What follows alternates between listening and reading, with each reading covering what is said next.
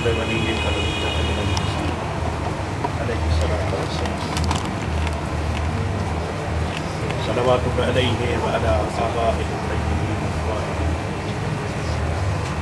फ़ी हाज़िहि स्साअति व फ़ी कुल्लि साअतिन मिन साअति ग़ैरि नहार वलिय्यन व हाफ़िज़ा क़ाइदन व नासिरा दलीलन व इज़्ज़ा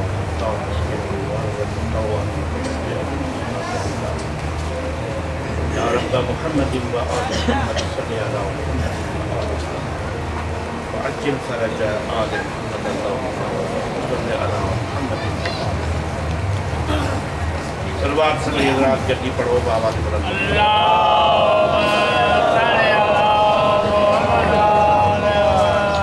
थोड़ो थोड़ो वेझो अचो मजलिस की दीनत बन जे जीअं पोयां हज़रात अॻिते वधी अचो महिरबानी कयो काफ़ी टाइम।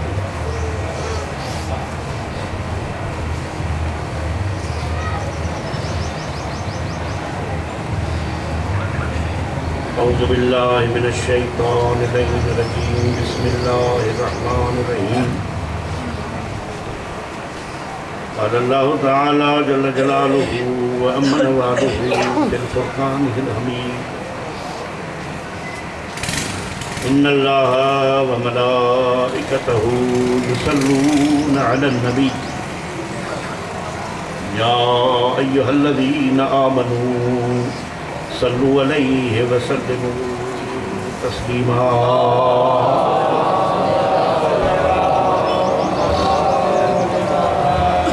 इन्नल्लज़ीना युज़ूना अल्लाह व रसूलहु लानहुमुल्लाहु फ़िद दुनिया वल आखिरह व अ'द्द लहुम अज़ाबम मुहीना। इन्नमा युरीदुल्लाहु लियुज़हिबा अन्कुमुर रिज्सा अहलल बैति व युतह्हिरकुम तत्हीरा।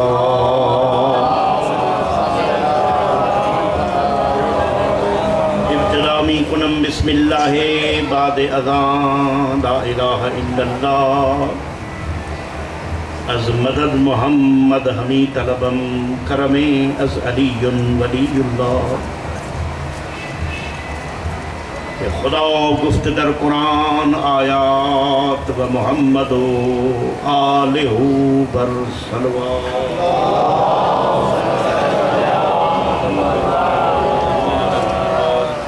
हैदर हसन हुसैन महशर शफी मा ज़ैनुल इबाद बाकिर व जाफर बसद जिला। हस्त मूसा काज़िम अलीउर रिज़ा मोहम्मद तकी नूरे नकीयो अस्करी महदियो महदा।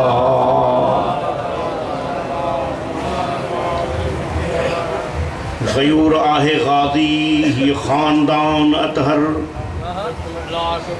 अहमद अली फ़ातिमा हसनो हुसैन अनवर। तू कौसरी रहमद ख़ान मुस्तफ़ा जे दरजो ही दर उन्हीअ जो हामी जेको ग़ुलाम हैदर। मौजूद हाज़रीन सादात मोमिनीन बुज़ुर्गान जवान हर ज़िक्र जी इब्तिदा इन्हनि लफ़्ज़नि खां त अल्लाह ख़ालिक़ काइनात बानीअ जो विछायल ही फ़र्श अदा पंहिंजे बारगाह इलाही में मंज़ूर मक़बूल फ़रमाए। तव्हां सभिनी जो हली अचणु हिन पाक जाइ ते वेहण ऐं पाक ख़ानदान जो ज़िक्र ॿुधणु मालिक क़बूल फ़रमाए। पढ़ण वारनि जी पढ़ाई मूं नासीर जा चंद टूटा फूटा अल्फाज़ मुंहिंजो करीम अल्लाह पंहिंजी करीम बारगाह में क़बूल फ़रमाए। आमदन बरसरे मतिलब बग़ैर कंहिं वक़्फ़े जे मां पंहिंजो मौज़ू शुरू थो कयां। हीअ दुनिया कमरे इम्तिहान आहे ऐं हिन इम्तिहान जे कमरे में हर कोई इंसान पंहिंजो पंहिंजो पेपर हल पियो थो करे।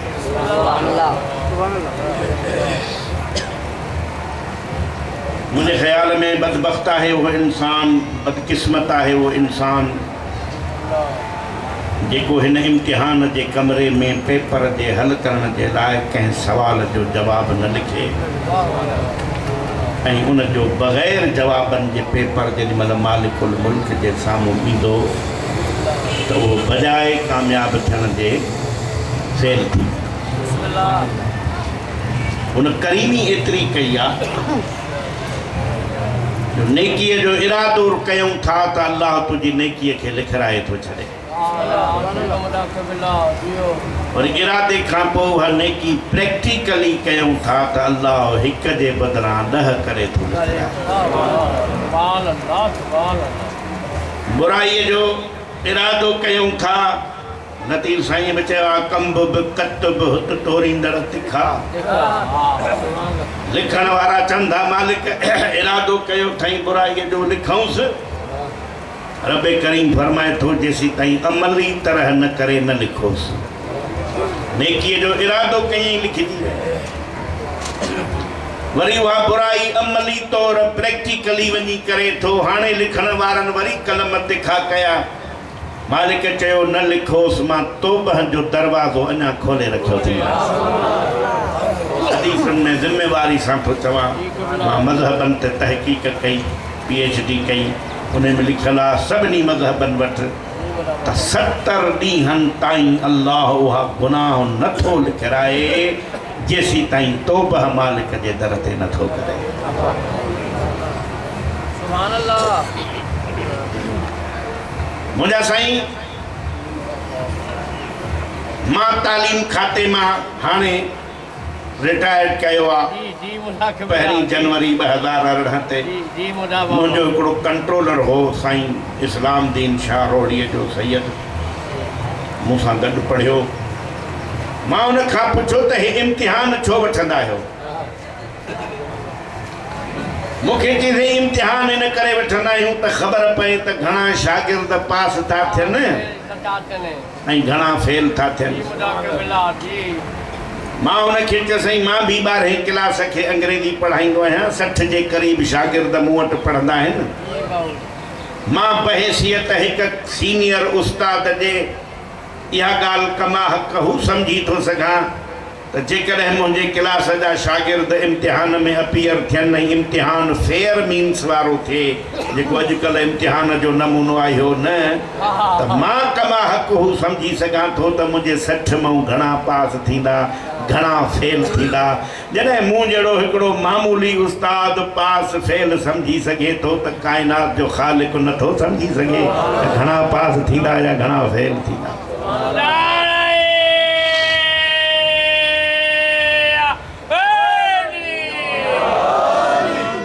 मौलाना साहब मदद अली साईं जो जेको अंदाज़ हो आलिमाना हो, मुंहिंजो अंदाज़ थोड़ो तालिब इल्माना है। तालिब इल्माना मसले ते गौर कंदो त मां भी तव्हांखे कंहिं फ़िक्र जे नतीजे ते पहुचाईंदुसि। पोइ साईं मां जॾहिं PhD कंदो वियुसि इस्लामाबाद, उते मुंहिंजो कंट्रोलर वरी लंडन जो PhD होल्डर हो डॉक्टर खुर्शीद अहमद खान। उन खां मां सवाल पुछो त साईं हे इम्तिहान छो वठंदा आहियो? उन बि चयो साईं इम्तिहान इन करे वठंदा आहियूं त इम्तिहान वठण खां पोइ हर शागिर्द जी मार्क्स शीट साम्हूं ईंदी आहे। उन में इहा ख़बर पवंदी आहे त इंग्लिश में घणियूं मार्कूं खयईं, फिज़िक्स में घणियूं खयईं, केमिस्ट्रीअ में घणियूं खयईं, मैथमेटिक्स में घणियूं खयईं। पोइ जेको फिज़िक्स केमिस्ट्री अंग्रेजीअ में भलियूं खणंदो हो इस्लामियात में थोरो पुअर हूंदो, छो त हुननि सब्जेक्टनि जी ट्यूशन थो वठे, हिन जी ट्यूशन नथो वठे। इस्लाम सां दिलचस्पी घणी आहे न असांजी। पोइ मार्कशीट साम्हूं ईंदी, इन करे इम्तिहान वठंदा आहियूं। गौर कजो मुंहिंजे सुवाल ते। उन कंट्रोलर खां मां सुवाल पुछो त भला जेके शागिर्द सभिनी सब्जेक्टनि में A1 था अचनि, उन्हनि खां इम्तिहान न वठिजे? उनजो जवाब वरी उन कंट्रोलर वटि कोन हो।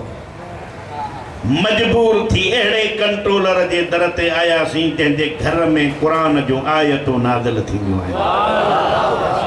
कंट्रोलर जो नालो जाफ़र आहे, लक़ब सादिक़ आहे। जाफ़र इल्म जे उन नदीअ खे चइबो आहे जंहिंमां क़यामत ताईं इल्म जा प्यासा पाणी पीअनि। उन नदीअ मां हिकु फुड़ो बि इल्म जो न खुटे, उनखे जाफ़र चइबो आहे। सादिक़ हिन जो लक़ब आहे। किबला सैयद अज़हर हुसैन ज़ैदी वॾो आलिम दीन हो, असांजे मज़हब जो वॾो ख़तीब हो। वो हिकिड़ो जुमलो चवंदो, यही किस्मत है शियों की कि दुनिया को सिद्दीक मिले हैं, हमें सादिक मिला। नतीजे वाली पॉइंट ते मां हाणे अची वियुसि। इमाम सादिक जे दरवाज़े ते आयासीं। मौला मुंहिंजो ही सवाल हल नथो थिए।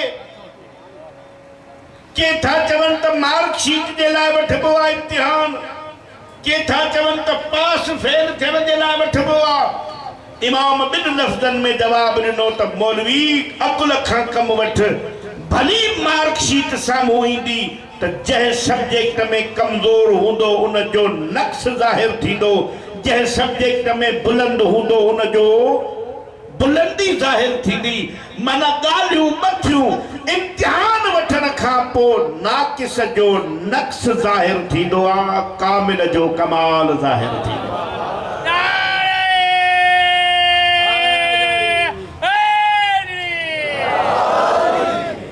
राज़ी वेठा हो तो मैं हिकिड़ी ॻाल्हि करे छॾियां। फ़लसफ़े जे मज़मून में थोरो ईअं थी वेंदो आहे, माण्हू फ़िलहाल परेशान थींदा आहिनि, अलाए काॾे थो वञे।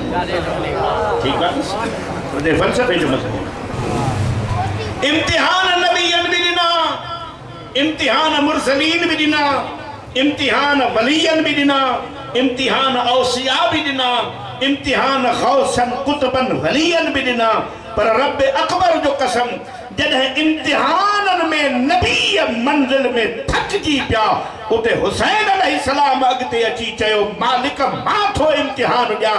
जॾहिं हर इम्तिहान में चई रिज़न बिक़ज़ाही व तस्लीमन लिअम्र, उते नबीअनि सजदो करे अल्लाह खे चयो, मालिक हाणे मञोसीं, असांजी जिन्स ॿी आहे, हिन जी जिन्स ॿी आहे।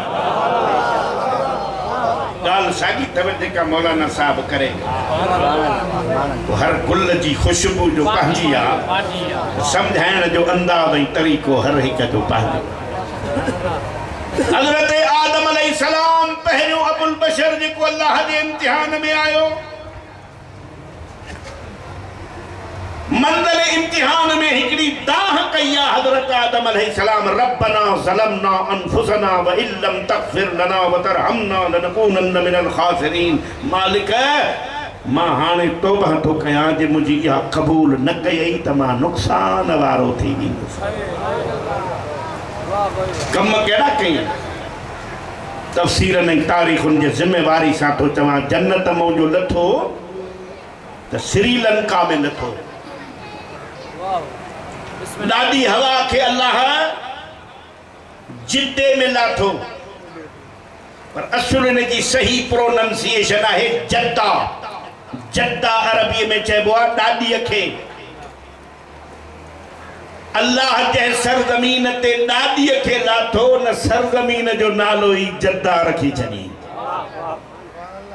किबला ज़ैदी साहब अल्लाह मकामू फरमाइंदा, आदम ने पूरी जिंदगी दो काम किए, या एक कातिल बेटे पर लानत की, या मकतूल बेटे की कब्र पर आंसू बहाए।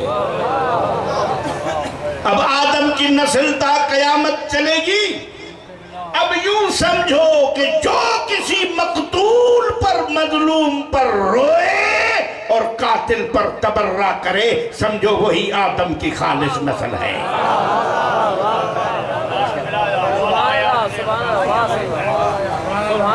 हनुमारुगो इम्तिहान ते ॻाल्हायां त कॾहिं घणेई इहे मुंहिंजे अशरे जा मज़मून आहिनि, मां शार्ट कंदो थो वञा। हज़रत नूह अलैहिस्सलाम खे बि चयईं, हल इम्तिहान जी मंज़िल में 950 साल पत्थर लगस। इख्तलाफ आ, छक तहकीक जी गाल में रोड़ो न बिछ।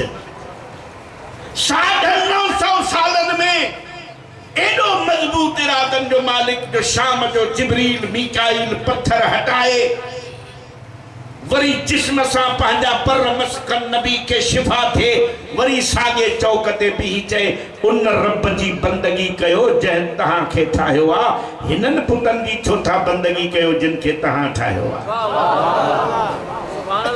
अल्लामा हाफिज किफ़ायत हुसैन मरहूम जो मोट बुजुर्गनि जूं कुझु यादूं सभु हलियल आहिनि, जेके अॼु केर बि ख़तीबनि खे उहे नज़र में ई कोन्हनि, न वरी अहिड़ा ख़तीब पैदा थींदा। हाफिज साहब किबला पंहिंजे किताब किफ़ायतुल वाइदीन में लिखियो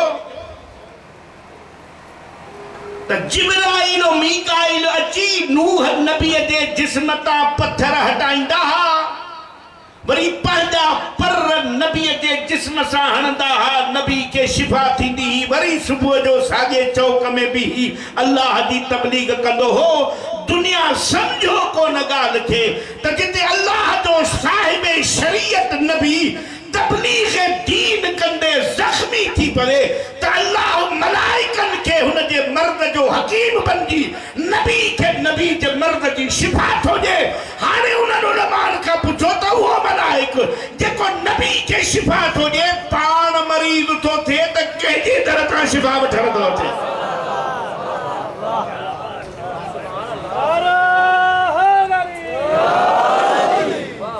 मूंखे इहो जुमिलो अञा चवणो पवंदो त शिफा वठी पर खोले इहे लफ़्ज़ थो चए मम मिसली केरा मूं जहिड़ो। जिब्रील चए थो छो थो अहिड़ी दावा करी केरा मूं जहिड़ो। इन लफ़्ज़नि त तोखे अताब में विधो हो जी हा इहा ई त ॻाल्हि हाणे सम्झ में आई आहे। अताब में तॾहिं पियो हुउसि जॾहिं मूं वटि वसीलो कोन हो। हाणे दुनिया खे थो ॿुधायां त जंहिं वटि हुसैन जहिड़ो मज़बूत वसीलो हुजे।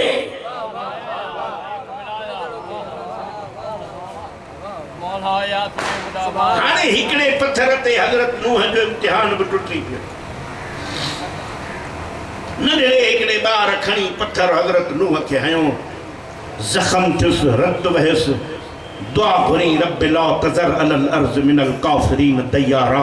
मुंहिंजा अल्लाह हिननि सभिनी काफ़िरनि खे तबाह कर। तफ़सीरनि में मिले थो हज़रत नूह अलैहिस्सलाम ठिकर जा थांव ठाहींदो हो। अल्लाह हुनखे घणी तादाद में थांव ठहिराया। आवी बि ॾाढी सुहिणी पची वियसि, 4 ॻाढ़ा थांव। जेॾीमहिल आवीअ तां गुबार लाथई थांव जो ॾिठई त ॾाढो ख़ुशि थियो। हाणे कमु चङो थींदो। अल्लाह चयसि नूह इहे थांव भञ त सही। रोई चईसि मालिक जे भञराइणा हई त ठहिराए छो। अल्लाह जो जवाबु ॿुधंदव। अल्लाह केॾो करीम आहे। करीम रब फरमाएसि थो नूह तोखे ठिकर जा ठाहियल केॾा प्यारा आहिनि। हे काफ़र आहिनि या केर बि आहिनि, ठाहियल त मूं रब जा आहिनि। यकदम दुआ तो घणी दिननि खे तबाह कर। केॾी महिल तौबा कनि बाबा हो रब त आख़िरी वक़्तु तौबा कई। ॾिसी करे तुंहिंजो बि इम्तिहान। हाणे मूंखे ख़बर आहे त हिन ॻोठ में इमाम ज़मान जी मारिफत रखण वारा माण्हू आहिनि त उन्हनि जे लाइ हाणे जुमिलो ख़ासि थो चवां। यूनुस अलैहिस्सलाम 40 ॾींहं मछलीअ जे पेट में रहियो। उते तस्बीह पढ़ी ला इलाहा इल्ला अंत सुब्हानक इन्नी कुन्तु मिनज़ ज़ालिमीन। अल्लाह चयो ए यूनुस जे इहा तस्बीह न पढ़ी हां त क़यामत ताईं मछलीअ जे पेट में रखाए हां। पर तुझे तस्बीह पढ़ण ते मूंखे रहम अची वियो। मां रहमीन रब आहियां। मां तोखे यकदम इन इम्तिहान मां आज़ादु कयो। मुंहिंजा साईं ज़हन बुलंद कजो। मुंहिंजे तहक़ीक़ जो नुक़्तो आहे जंहिंमें 3 साल मूं गुज़ारिया आहिनि। इमाम ज़मान जे तूल उम्र ते मूंखे असाइनमेंट मिली। गाइड मुंहिंजो सख़्तु वहाबी हो डॉक्टर इसरार। एतिरी तूल उम्र कीअं मुमकिन आहे इमाम ज़माना जी। मां केतिरा दलील तारीख़ हदीस में पेश कया न मञी थी। कुरान में दिखाओ। ये आयत पढ़ंदे पढ़ंदे मां आयत खड़ी वनी आदो रखी मास। मैं चौमास डॉक्टर साहब अब बात मानने की है। अल्लाह ने फरमाया है कि यूनुस अगर ये तस्बीह न पढ़ता तो कयामत तक मछली के पेट में रहता। ये कुरान आपके सर पर है। यूनुस अगर कयामत तक मछली के पेट में रहता तो मछली भी जिंदा रहती या नहीं? चीज़ बिल्कुल जिंदा रहती। मगर यही शियों की दलील है कि जो अल्लाह एक हुज्जत के लिए मछली को कयामत तक जिंदा रख सकता है वही अल्लाह अपनी हुज्जत को भी तूल उम्र दे सकता है।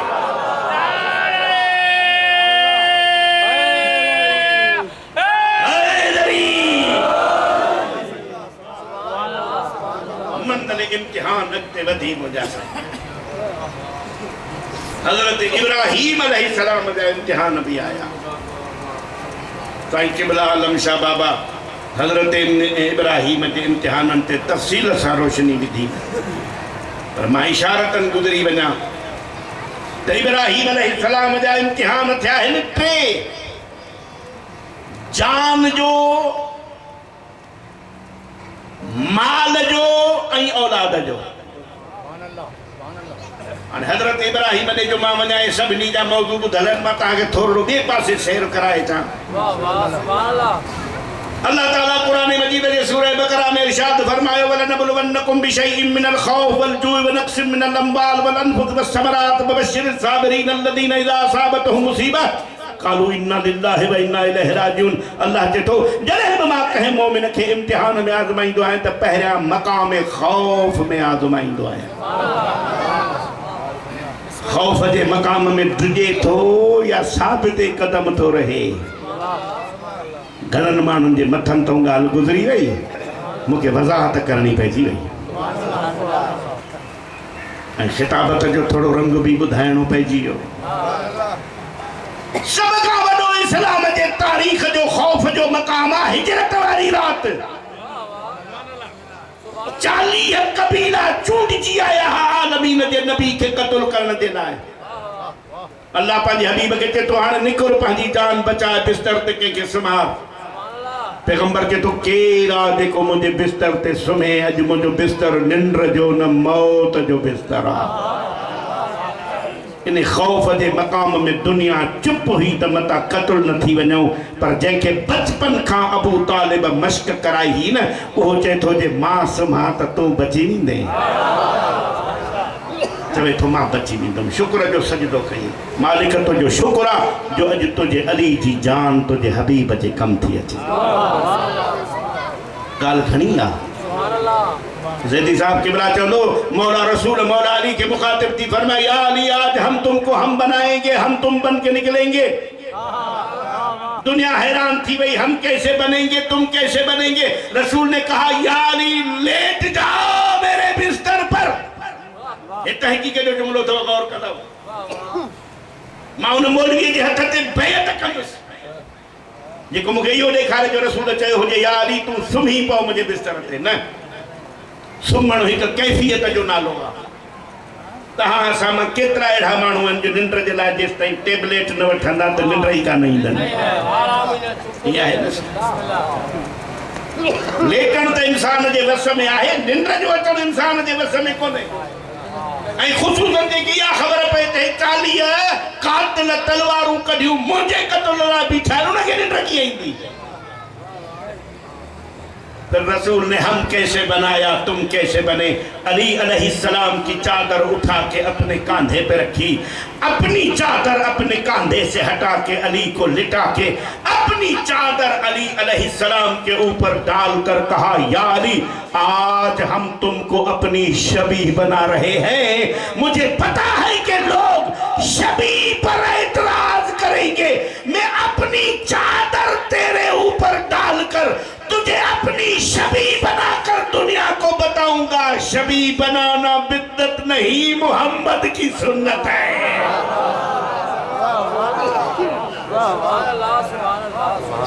हाँ इतने फलसफे जो दुनिया ॿियो तो शुरू थिए मुंहिंजा साईं।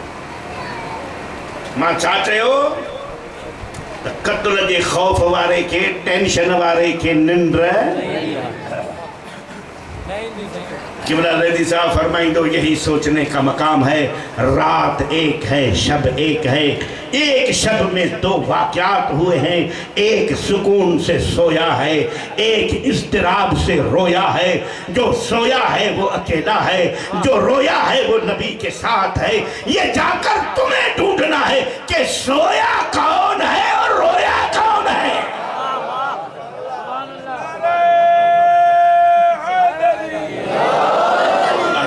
जो रोया है वहां अल्लाह की ला तहज़न माना की धमकियां हैं, और जो सोया है वह मिनन नास में यशरी के तमगे और इश्तिहार।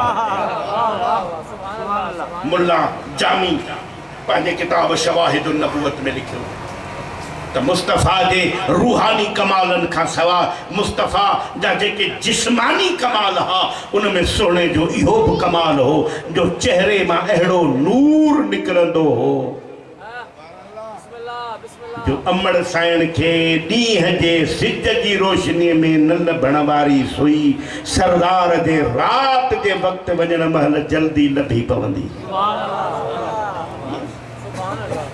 खुशबू अहिड़ी सरदार जे जिस्म में जो जिथा भी गुज़रंदो हो काफ़िर सम्झंदा हा त मुहम्मद अरबी गुज़रियो आहे बाबा ख़बर कीअं पियव जो सवाइ मुस्तफ़ा जे जिस्म जे अहिड़ी खुशबू त ॿिए कंहिंजे जिस्म में आहे ई हाणे काफ़िर सॼी राति धोखे में इन करे हा त जेको नूर मुस्तफ़ा जे चेहरे मां निकिरंदो हो उहो साॻियो नूर मौला जे चेहरे मां पियो निकिरे जेका खुशबू मुस्तफ़ा जे जिस्म में हुई उहा साॻी खुशबू मौला जे जिस्म में हुई काफ़िर सम्झंदा रहिया मुहम्मद सुतो पियो आहे असुल में जेका मुस्तफ़ा चयो अना वालियुन मिन नूरिन वाहिद आयूं हिक नूर जा हुया हिकिड़ा नूर जा हिस्सा लतीफ़ बि चयो हुया हिकिड़ाईअ में हिकु पर ॿियाईअ वारनि बि कया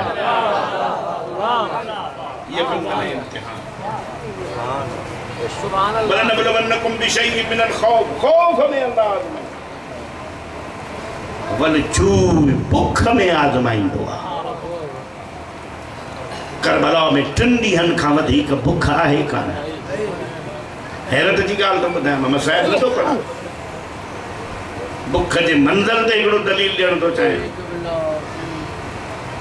इंसान जी फितरत आहे जॾहिं बुख लॻंदसि त नंगर घुरंदो असां जीअं आयासीं ॿारनि खे ख़बर हुई त मौलवी त पढ़ण खां पोइ खाईंदा आहिनि पर मूंखे ख़बर हुई त पढ़ाई वो देर सां वेंदो त चयोमांसि बाबा असांखे नंगर हींअर ई कराए छॾ बुख घुरंदी आहे 3 ॾींहंनि जी बुख में आल मुहम्मद जे 6 महीननि जे बच्चे बि मानी न घुरी आहे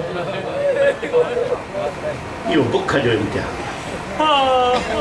मुनक़्सिम मिनल अमवाल माल जो नुक़सान थींदो आहे घर बार छॾणो पए दुनिया जूं मुसीबतूं सहणियूं पवनि पर हर मुसीबत में चए मालिक जे तूं राज़ी आहीं त मां अॻे ई राज़ी आहियां वल अनफुस वसमरा नफ़्सनि जो इम्तिहान मेवनि जो इम्तिहान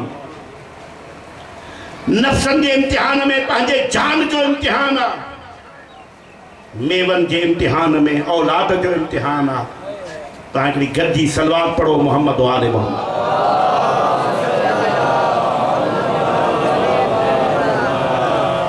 वरी बाबा दे बुलंद सलवात पढ़ो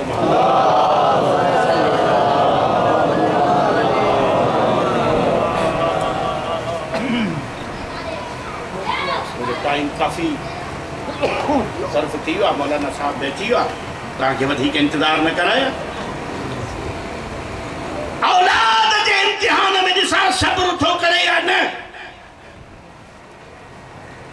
इब्राहिम अलैहिस्सलाम बि औलाद जे इम्तिहान में अखियुनि ते पटी ॿधी पुट जे जंघुनि खे मज़बूतीअ सां ॿधई मता चुरे ॾिसी न सघां अल्लाह जिब्रील खे चयो हाणे जन्नत मां दुंबो खण एतिरो स्पीड सां वञ जो अल्लाह अकबर जी अलफ बुलंद न थिए इस्माइल बची वञे दुंबो कुसी वञे हुन त छुरी फेरे छॾी अखियुनि तां पटी जो लाथई त ॾिठई त मुंहिंजो पुटु त बची वियो आहे पोइ चईसि मालिक मुंहिंजे क़ुर्बानीअ में का कोताही हुई आवाज़ इब्राहिम तो ख़्वाब सचो करे ॾेखारियो वफ़दाइनाहु बिज़िबहिन अज़ीम मां तुंहिंजे क़ुर्बानीअ खे अज़ीम क़ुर्बानीअ में तब्दील करे छॾियो आहे का मंज़िल ॾेखारींदोमांइ पोइ अॻिते अची ॾिसजांइ जो तुंहिंजे सुहिणे पुट खां वधीक सुहिणा पुट बि को आहे चवंदो रिज़न बि क़ज़ाई व तस्लीमन लिअम्रे मालिक तूं राज़ी आहीं त मां अॻे ई राज़ी मूंखे वञणो कंहिं ॿिए पासे हो बानी मजलिस जे हुक्म जे तहत जुमिलो पढ़ां सब खां वॾी ख़ुशी थी हिन ख़ानदान जे घर में जॾहिं करीम करबला जी दुआ मंज़ूर थी जो रसूल जे शिकिल वारो बचड़ो पैदा थियो।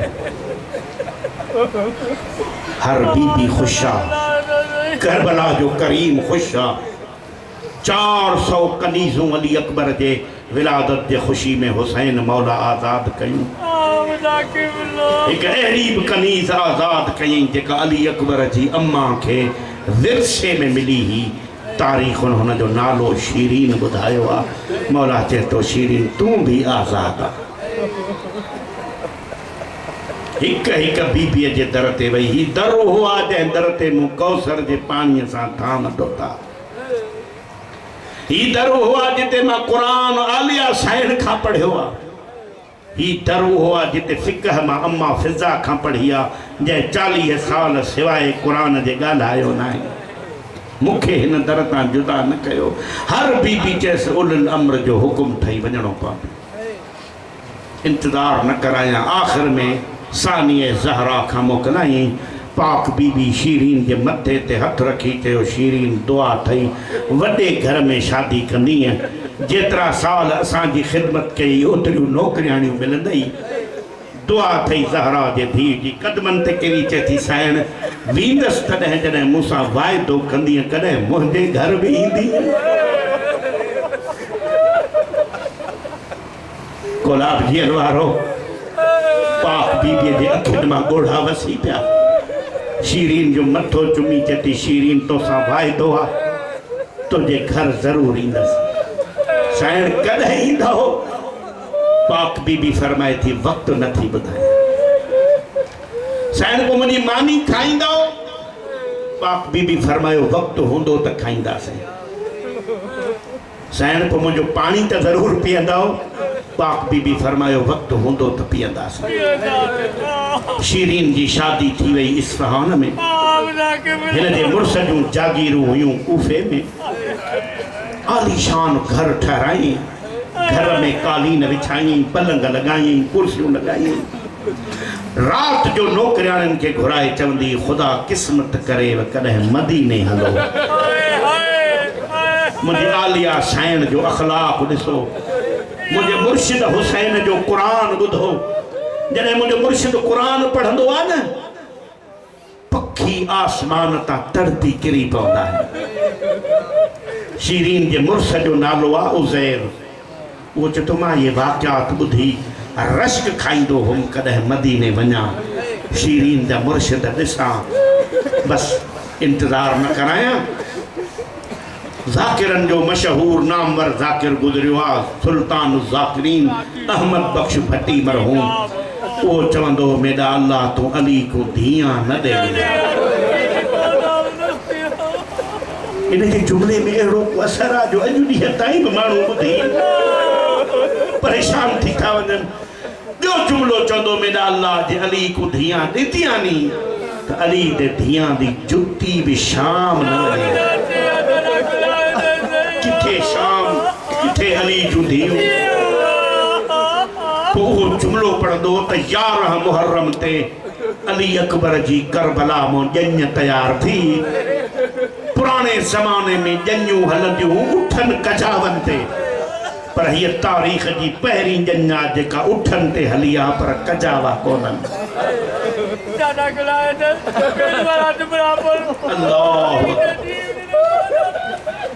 भट्टी साहब चवंदो मेरा अल्लाह तू अली को धियां न ॾे। अगर अली के धियूं ॾिनियूं हई त उन्हनि जी जुती बि शाम न वञे। कुझा शाम कुझा अली जूं धियूं। लफ़्ज़ तब्दील कयां ॼञ थी तयार आहे उठनि ते पर कजावा कोन्हनि। जुमिलो तब्दील थो कयां हर ॼञ ते ॼानीअ जा हथ आज़ाद हूंदा आहिनि। तारीख़ जी ही पहिरीं ॼञ जंहिंजे ॼानियुनि जा हथ हीअं थोरी मंज़िल वधायो त मां ॿियो जुमिलो चवां। भट्टी साहब चवंदो हर ॼञ जा ॼानी ॼञ जे ख़ुशीअ में पाईंदा आहिनि हार के गुलनि जा के नोटनि जा। हीअ तारीख़ जी पहिरीं ॼञ जंहिंजो मेन ॼानी हज़रत सज्जाद आहे। जय हारत पाता है न पर न गुलन जा न नोटन जा। मजलिस में कहे मोमिन पुछत भट्टी साहब पो छाजा पातई। भट्टी साहब रोई चयो 9000 हार पातई। दौरा इतरा हा कुछ पाण खयई कुछ बाकी रखो खणाई। अधर को मालूम बस एक मंजिल जे लाए इतरो वक्त रुकावट कया। 12 या 13 मुहर्रम ते ही काफिलो पहुतो आ कूफे। शीरीन जो मुर्स उज़ैर चवे थो मां पांजे घर जो सामान वठण वियुम त हर मुसलमान के नवा कपड़ा एक ॿिए खे भाकुर पाए मुबारकूं पिया ॾियनि। मां पुछो मान ख़ैर त अथव चओ अॼु असांजी ईद आहे। मां पोइ ते हटी दिल में सोचो अॼु न शवाल जी पहिरीं आहे न ज़िलहज जी ॾहीं आहे। मां भी मुसलमान आहियां अलाए कहिड़े क़िस्म जी ईद आहे। मूंखे हिकु सिपाही चयो अॼु असांजा बाग़ी मारिया आहिनि। मां पुछो मान बाग़ी किथां जा हा चयो मदीने जा। उज़ैर चए थो मां दीवार सां टेक ॾेई सोचो शीरीन कंदी आहे मदीने वारनि जी तारीफ़। ॾिसां भला जो उन्हनि जे पाड़े वारा हुजनि कंहिं शइ जी ज़रूरत हुजे त मां मदद कयानि। चए थो मां जो ॾिठो हीअं काफ़िलो जो अंदरि आयो न त पहिरीं कजाए ते अहिड़ो सर हो जेको बग़ैर धड़ जे क़ुरान पियो पढ़े। उज़ैर चए थो मां पटको लाहे फिटी कयो। मां सोचो जे शीरीन कंदी आहे हुसैन मौला जी तारीफ़। जे हिन कारीअ जो क़ुरान ॿुधे हां त हुसैन विसरी न वञे सा। के तो मां इन ताजुब में हुस त टियों उठ जो आयो त ॾिठो अहिड़ो सुहिणो सर हो जेको यूसुफ खां वधीक सुहिणो। मां हिते पोइ ते हटी चयो शीरीन कंदी आहे अली अकबर जी तारीफ़। जे हे ॾिसे हां त अली अकबर विसरी न वञे सा। के तो मां उते जुती बि लाथी। के तो आख़िरी उठ जेॾी महिल आयो अहिड़ो सर ॾिठुमि जंहिंजी उमिरि 6 महीना हुई। मां हिकु सिपाहीअ खे सॾु कयो चयोमांसि हिनखे छो मारियो अथव। सिपाहीअ चयो हिन बैत कान कई। के तो उते मां मातम कयो त करबला में जंग न ज़ुल्म थियो आहे। मां जुती हुद लाथी पटको हुद लाथो डोड़ियुमि घर पहुतुमि। शीरीन जो मुंहिंजो हाल ॾिठो न मथे में पटको न पेरनि में जुती। शीरीन पुछे थी उज़ैर ख़ैर त अथई। चवां थो शीरीन ख़ैर पोइ पुछ पहिरियां तूं बि रो लाहे बुक मिटीअ जो मथे में विझ खट के छॾ पट ते वेह। पुछे थी उज़ैर ॿुधाई छो तो थी छा ॿुधायां मां अजीब काफ़िलो ॾिसी आयो आहियां। उज़ैर पुछा कोन के किथों जा हा चई हाई त ॻाल्हि रुआरे थी मदीने जा हुआ। उज़ैर पोइ हैफ़ ते घर न वठी आए। ये मदीने मोटी वञनि मुंहिंजे आलिया सैन खे वञी ॿुधाइनि त असां शीरीन जे मुल्क ते वियासीं असांखे केरु पाणी बि कोन पियारियो। मां सैन खे कहिड़ो जवाबु ॾींदुमि। वञ उज़ैर ने काफ़िले खे घर वठी आ। साहिब किताब लिखे तो 16,000 दीनार ज़र ज़मानत ॾेई उज़ैर काफ़िले के घर वठी आयो। ज़हरा जे धीउ जेॾी महिल शीरीन जो घर ॾिठो न दुआ घुरे मुंहिंजा अल्लाह शल शीरीन सुञाणे न सघे। कालीन विछायल हा कालीन अबूर कई। पलंग विछायल हा पलंग अबूर कई। कुर्सियूं लॻल हुयूं कुर्सियुनि ते न वेठी जीअं तव्हां पट ते वेठा आहियो ईअं पट ते वेठी। शीरीन अॻियों फिरी चए थी कंहिं दिन तूं मौला जे मुल्क जी आहीं। तूं कालीननि ते वेह तूं पलंगनि ते वेह तूं कुर्सियुनि ते वेह। शीरीन रोई चवे थी ज़हरा जी धीउ शीरीन खे चए थी ॾींहं खां मुंहिंजा भाउर मारिया आहिनि। मां न कालीननि ते वेहंदमि न पलंगनि ते वेहंदमि। बीबी मां तोखे मानी खारायां। ज़हरा जी धीउ चए थी ख़बरदार मुंहिंजा 3 ॾींहंनि जा भुखिया 72 मार। बीबी मां तोखे इस्फहान जो शरबत पियारियां। रोई चए थी शरबत जो नालो न वटि मुंहिंजा 72 मण दरिया ते प्यासा कुसी। बीबी मां तुंहिंजी कहिड़ी ख़िदमत कयां। ख़िदमत करणु चाहीं थी त मूंखे 2-3 मिंट मोकल ॾे मां पंहिंजे शहीदनि ते वहण कयां। मुंहिंजा 72 कंदिया हिकु ॾींहं में थिया आहिनि कंहिं मूंखे रोअण न ॾिनो आहे। इते शीरीन पोइ ते हटी चए थी कंहिं दिन मारे छॾी। अॼु मूंसां कंहिं सची माउ जे धीउ जो वाइदो थियल आहे। मूं वटि अकबर सुहिणे जी ॼञ वठी। हाणे तूं जो वेण कंदीअ त वेण ऐं ॼञ जो जोड़ कोन्हे को। हिकिड़ो एहसान कजां जॾहिं मुंहिंजे मुर्शिद जी ॼञ अचे न पोइ पंहिंजा वेण बंदि करे छॾिजां। ज़हरा जे धीउ चयो वाइदो वेण बंदि कंदुमि। अदादारो मातमदारो जॾहिं महिल वेण जी मोकल मिली ज़ैन जो आवाज़ आयो अम्मा फिज़ा हलिया मुंहिंजा वार खोल फिज़ा वार खोलिया पहिरियों वेण कयई शबीर तोखे काथे काथे रोआं करबला में रोआं या खोलीअ जे घर में रोआं शबीर जो नालो ॿुधाई पोइ ते हटी वई चए थी ॿियो बि को नालो हुजई त खण शाइर जो आवाज़ आयो हुसैन मज़लूम तोखे काथे काथे रोआं हुसैन जो नालो आयो शीरीन दीवार सां टकर हयो रोई चए थी कंहिं दिन मञा थी त तुंहिंजे भाउ जो नालो बि हुसैन हूंदो हाणे मूंखे बि अजीब भोल था पवन मुंहिंजो बि कोई हुसैन आहे तूं हिकु एहसान कर तूं हुसैन जे भाउरनि जा नाला खणी रो जीअं मूंखे पक पए त तुंहिंजो हुसैन ॿियो आहे मुंहिंजो हुसैन ॿियो आहे भाउरनि जो नालो आयो ज़हरा जे धी ॿियो वेण कयो हाय वो अमीर हसन जा भाउ हाय वो गाज़ी अब्बास जा भाउ गाज़ीअ जो नालो आयो शीरीन कदमनि ते मथो रखो रोई चए थी कंहिं दिन मञा थी त तुंहिंजे भाउरनि जे नाला बि साॻा हूंदा तूं हिकु एहसान कर हाणे तूं हुसैन जे भेनरुनि जा नाला खणी रो ओ कोलाब जी अलवारो जेॾी महिल भेनरुनि जो नालो आयो मोहम्मद जे धी ॿियो वेण कयो हाय वो ॾुखी ज़ैनब जा वीर हाय वो उम्मे कुलसूम जा वीर ज़ैनब कुलसूम जो नालो खयई कदमनि ते मथो रखी चए थी कंहिं दिन मारे छॾी तुंहिंजे भाउ जे भेनरुनि जा नाला बि साॻा आहिनि हाणे हिकु आख़िरी एहसान कर तूं हुसैन जे पुटनि जा नाला खणी रो जेॾी महिल ज़हरा जे धी टियों वेण कयो हाय वो सज्जाद जा बाबा हाय वो अली अकबर जा बाबा अली अकबर जो नालो आयो शीरीन चए थी कंहिं दिन अल्लाह जो नालो ठही तारुफ कराए केरा बीबी वार मथे करे चए थी शीरीन सुञाण अकबर जी करबला में शहादत सां शादी थी वई मोहम्मद जो घर करबला में लुटिजी वियो दाग मां अकबर जी जंग वठी आई आहियां